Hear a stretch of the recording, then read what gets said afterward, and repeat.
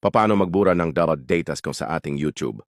Na isa din sa dahilan kung bakit bumabagal ang app na ito. Ang una ay pindutin urat lang ang Google account. Pindutin ang Data and Privacy. At mag-scroll down, pindutin ang My Activity.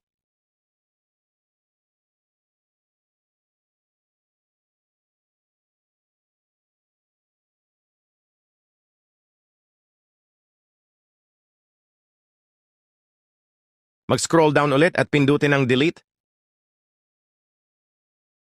Yan po, na-delete ko na po kasi kanina.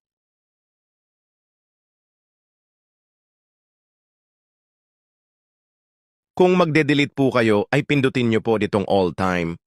At pag na-delete na, ay lalabas po ito. Pwede nyo na i-close dahil burado na po ulit ang mga datas. Sana may natutunan po sa video tutorial natin. Huwag kalimutang